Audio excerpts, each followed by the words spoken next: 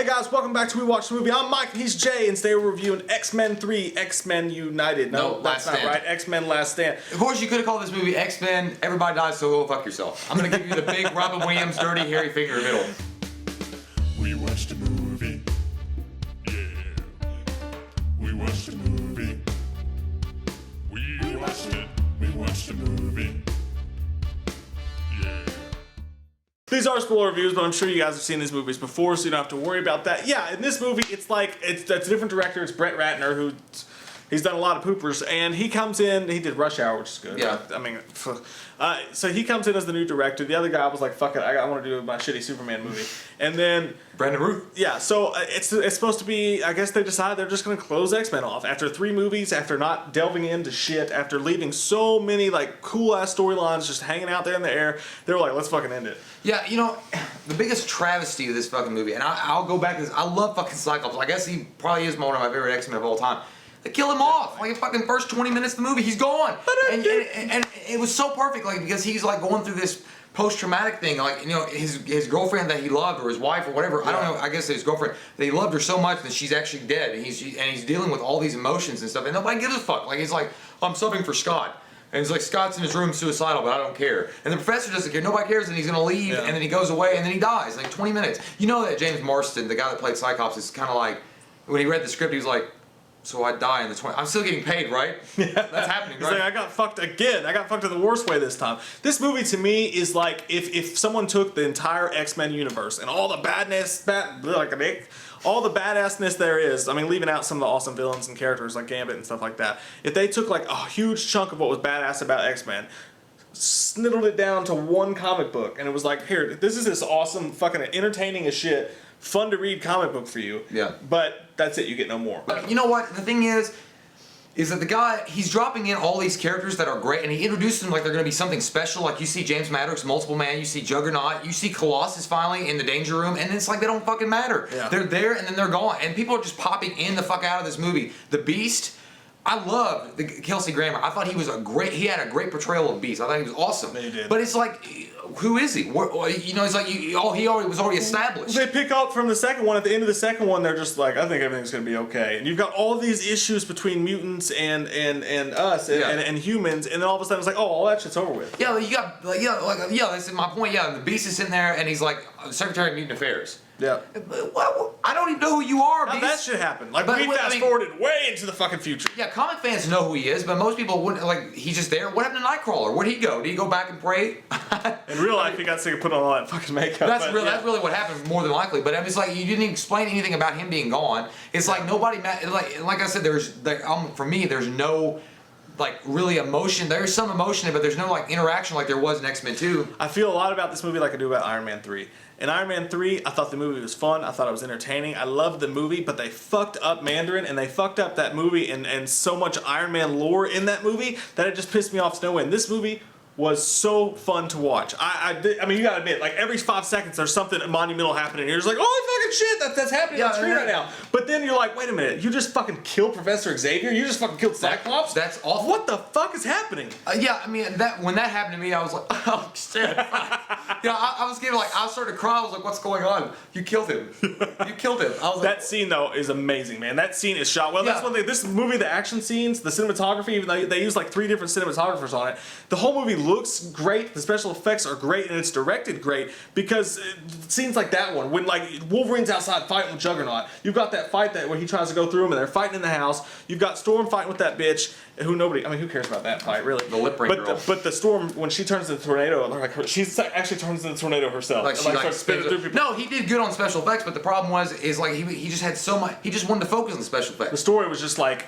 X-Men 3 was the Michael Bay of X-Men movies. Yeah. Bunch on fucking special effects and shit going on, but like tissue paper worth of story. That's it. And first off, and I do get pissed off, besides just Cyclops and Professor Xavier dying, which is bullshit, You also have Juggernaut introduced as a mutant. He was never a fucking mutant. He looks like a big giant penis head in this movie running around going, oh, God. I mean, he was funny. That's a good actor that plays it. I mean, I like him. I like him too. I liked him in Eurotrip. I thought he was hilarious in Eurotrip. I'm Juggernaut, bitch. Yeah, he's like, don't you know who I am? But, I get what they were trying to do with him, but at the same time, Kane Marco is kind of like that attitude like that the guy had, but he's not a fucking mutant. He didn't get his powers as mutant power, and he's a stepbrother of Charles Xavier. They could have, and he was never, I don't remember him, maybe recently he did, but back then, he never joined the Brotherhood of Evil Mutants. I guess more than anybody's fault, it's the studio's fault, because they had to be like, hey, you gotta end it with this movie. And you gotta be like, what the fuck? Do you know how many great characters we still have left to go? Do you know Juggernaut can have his own movie as the villain? I mean, all these characters can have their own movie as the villain and just have Magneto all the time walking around behind him. It's like that Dane Cook joke. It's like X-Men 3, when you die, nothing happens. It's like, that's it. It was really like, I felt like it was like a slap in the face. And like, even at the end, when Magneto is fucking stupid in this movie most of the time. Like first off, Mystique and him have this huge like great respect for one another in X-Men 2, and like they're all about each other. And then in X-Men 3, when she loses her mutant power, he's like, goodbye. Yeah. And I get that. That's kind of his characterization. He was supposed to piss her off, so she turned against him. But then she turned. I mean, if anything, if Magneto, they were trying to portray him as a cold, calculating guy that didn't care about anybody, but if they were mutants, he would have killed her. Yeah. He would have fucking killed her. Like, I don't want you revealing what we're gonna be doing. He just left her there. Yeah. And then when they introduced James Madrox, Multiple Man, and he was like, "Do you want to join our team?" He was like, "I'm in." Yeah, it was like really? No thought whatsoever. And Multiple Man is a great character. And that fucking porcupine guy. The thing. Like, okay, I get it. If you've got it in the movie and you've got to like it's like they were playing with toys. Like, oh, this guy, Cyclops is dead. Yeah. You're dead. If you got to do that, then, whatever. But at the same time, you're gonna focus your time on all the wrong things. Again, we've got that stupid ass love story between Iceman, Rogue, and Kitty Pryde. Who gives a fuck? You are ending X-Men right now. You're killing Professor Xavier. You're fucking killing all these X-Men off, and you're gonna focus on that shit. And not just that, he's doing Kitty and Pryde. Porcupine Man? We're gonna go back to Porcupine Man.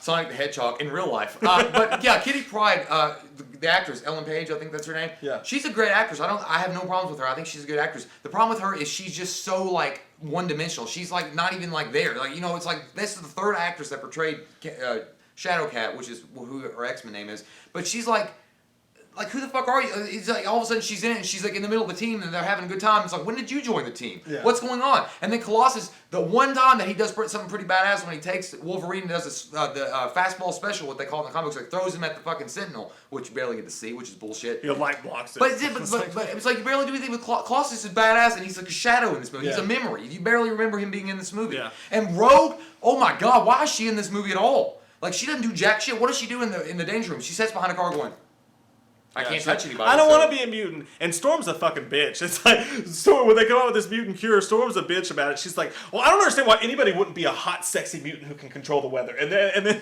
fucking Beast is like, bitch, you don't shit on the furniture. Yeah, I know. And then why? She didn't even think about Rogue or anything like that. Yeah. And then Angel's introduced. Pointless character, and he's a big part. I'm glad we got to see him, and Ben Foster's a great actor, but again, yeah, I know he didn't do anything. You wasted. He caught somebody at the end. How did you do that? How did he know exactly at that moment to fucking catch him when he fell off the building? And he's like in the X-Men, she's like, I'm going to have to save my father. I do like Magneto sometimes. Sometimes Magneto actually came across a little bit corny in this movie. He's like, your streets are soft, your home is soft. Yeah, well, it's like, what are you saying that for? And then he's like, with the weapons, he's like, stupid humans. And then the weapon, they're like, it's like plastic. And he's like, they've learned. Yeah, well, just that at the end when and that's another thing. When he attacks the Alcatraz Island to take away this little boy's gift, which is nullify all mutant powers. He has like the powerhouse of Jean Grey in the back and doesn't even use her. She's just standing there going. It's like fucking like manipulator. Yeah, she's doing the Indian dance. Why don't you be like, bitch, do something? Yeah. He's just standing there, and then he's like, when he gets his power thing, when he's like, what have I done? Like right after, I was like, you should have thought of that when she killed your best fucking friend, that she was like unstable. Yeah, I did love the part though when Wolverine meets him in the woods and he's like, I'm not here to fight you. He's like, smart boy. Yeah. And then, let's go. Well, it's still weird that I know it makes sense because of why they're doing it, because we found this like cure for the mutants, so we've got this gun that'll shoot them with it, and that whole idea was really cool. That was a cool story. Yeah. But doesn't it just seem fucking off that Magneto, controller of all metal things, would be hiding in the fucking woods with the leaves and the sticks? Well, because he's a terrorist, so I know why he's hiding, but why are you gonna put controller of all metal things in the fucking woods? He likes the woods. He's a nature man. Doesn't make any sense. He's a nature man. He watches too much Steve Irwin. He's like, I'm going to hunt this lizard. I'm gonna go where I can use the least shit possible. There was all sorts of plot holes all through this fucking movie. Yeah. I mean, that one focus thing. You can focus on that. You can focus on why It felt Cyclops. like Men in You didn't Tights. even see Cyclops die. They were like, "Where's Scott?" I mean, when Wolverine's asking Jean Grey, he's like, "Where's Scott?" And she's like, Oh, let me tell and you. he's like, "Where's Scott?" He's like, "Oh, he's like, are you fucking serious? Tell me where he is." He's like, "Here's his glasses. What'd you do with your that boyfriend?" scene though, I gotta tell you. Sexual. Is it? I put this on Twitter the other day. By the way, follow us on Twitter at We Watched a Movie. I put this on Twitter the other day. I was like, is it weird that Jean Grey is so much hotter to me as the Phoenix when she's all evil and shit, and she's like scratching his arms and shit? I was like, I mean, that would be one crazy night in the sack, even though he'd probably die afterwards. She was so hot in that scene. Oh Succubus. my god damn. You are a succubus. What? But you know, this is that. Also, with that whole scene going on when she was in the room and Wolverine finds out, or she's in the medical room, and Wolverine finds out from Professor Xavier that he's put mental blocks on her to prevent her from accessing this ultimate power. And he was like, "You've controlled her mind." And he's like, "I don't have to explain myself to you, especially someone like you." You know, But I did like that dynamic, how Wolverine got pissed about it. yeah, but you know, I just think it just fucking pissed me off because. But they did make Professor X kind of a dick. That's fine. I get where you can be a dick, but what just makes me mad is like he was so focused on Jean Grey and Wolverine at some parts of Professor Xavier and Storm. It's like your boy, your fucking son that would be Cyclops is dead, and you don't give a shit what happened to him. The way I always felt like Cyclops looked at Professor Xavier as like the father that he never had, and Professor Xavier looked at him like the son he never had. But there was just no interaction. It was like Professor Xavier just didn't give a shit. Like there's one scene when Storm's walking in the hallway, and he said, "I haven't thought of you for a long time, Storm, and in fact, I wanted you to take over." And she's like, "But what about Scott?" It's like, "Scott's a changed man, so fuck him." It's like you didn't even care. It's just everything that's supposed to be so important and monumental in the whole universe was just like non-existent, not important. I think they the main thing they threw so much shit to the wind just to wrap shit up that it just was. Transformers 3. Yeah. That's what it was. It's like no one can make another movie after this. Yeah, and I will say the good things about this movie, like I said, this movie is entertaining as shit. Like that scene, going back to that scene in the house where Jean Grey does the fucking bullshit and she kills Professor Xavier. That scene where Wolverine's crawling, trying to get to her, crawling to her. That whole scene was fucking. I mean, you have Magneto epic. in the corner screaming for her to stop, and but he was antagonizing the whole situation. Yeah. Like he goes, "I don't want to control you." He's like, "Yes, he does." But it's like then he screams. But that shows another like side of Magneto. Like he actually cares about Professor. The issues with Jean Grey, like it was cool. The whole Phoenix storyline's cool, but like you said earlier, it could have had its own 3 movies. But at the same time, the thing is, none of Jean Grey's decisions made any sense. Like none of them did. It's like, oh, well, I don't want Professor Xavier to tell me what to do, so I'm gonna go with this guy I completely don't know who's trying to do the exact same thing. All her decisions made 0 sense. I don't care if it's her dark side or her pushed away side or whatever that protected her in the water or whatever. None of her decisions made any fucking sense. The whole thing in the water was like she wrapped herself into a telekinetic cocoon, and that saved her life. Yeah, she had to switch personalities to her darker side to save her. You can't even go. I mean, I don't even get into the whole thing with Phoenix because the Phoenix is not. It's a fucking cosmic entity that in the comic books that actually bonds with Jean Grey. Yeah. So she didn't have all these superpowers to begin with. Anyway, that's fine.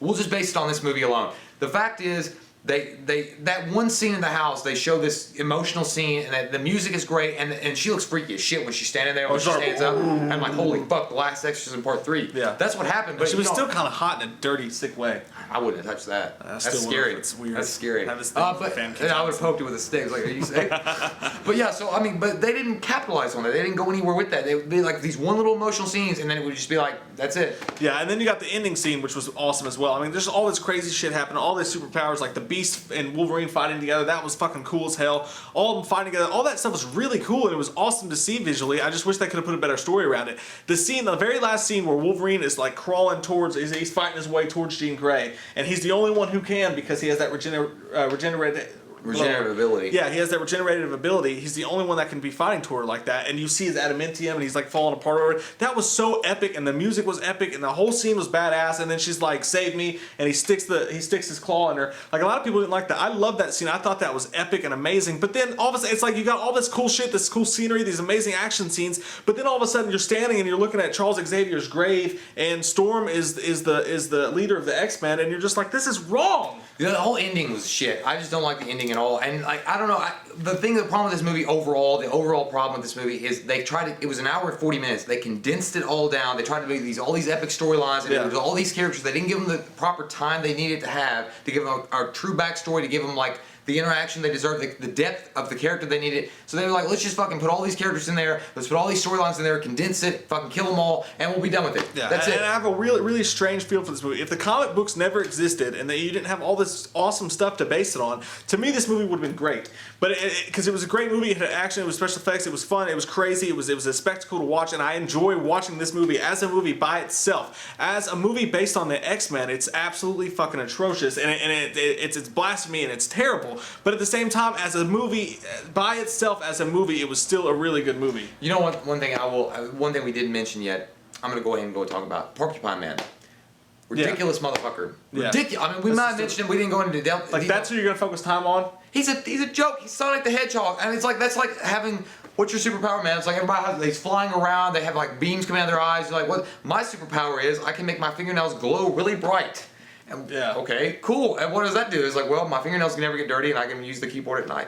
I need you on my. And he's trying to be all, and you're trying to be all badass, but you're like, don't be jealous. Yeah, he was. That's how that guy was trying to be. Yeah, he was acting like he had the coolest powers. Like you have to, you have to hug somebody to fucking kill him. And you're a porcupine. And I was like, seriously, Magneto, you're gonna tell me that Magneto was okay with this little fucker running around with them? I can get the bitch with the lip ring saying I can sense other mutants, which makes no sense, by the way, because Xavier has to use Cerebro to sense mutants, but she can do it for some reason. And then Arclight, which can slap her hands, which you see that one time, and she disintegrates like weapons. Hulk can do that. No yeah, and so that's fine. I get where he would want to use them, but then you're gonna have this Porcupine Man.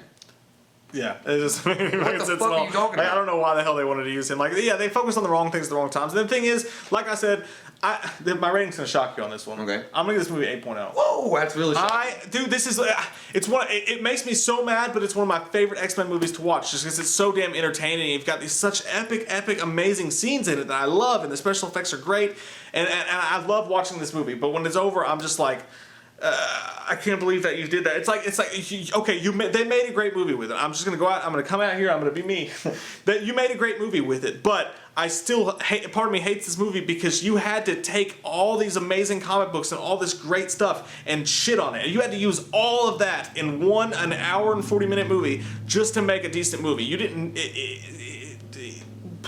He just had the greatest source material ever, and what could have been 30 amazing movies, he was only able to make one good movie with, and he didn't do the comics justice at all. So I hate this movie, but I still, as a movie by itself, I give it an 8.0. I'm gonna give it. I know that sounds fucked up. Well, that's your opinion. That's fine. There's some people that did enjoy this movie. I'm gonna give it a 6.0. I mean, I come from it I knew a lot of comic books when I was growing up, and I love the X-Men. I think they're a great character. I just think it lacks so much heart in it as far as like the characters interact. There's not like an emotional thing for me, like an anchor in this. It's just too much like just special effects and craziness going on, and I don't give a fuck about most of these characters anymore. Like I just don't care. They changed so badly, like how they did a complete 180 with their characters. Yeah. Like they're not the same characters anymore, and it doesn't make any sense. And you've got these characters popping in and out that makes no sense. And like, you're not giving them the backstory, you're not giving them the depth, you're not giving them the characterization, you're not giving them the interaction. Yeah. It just pisses me off. I want more of a first person.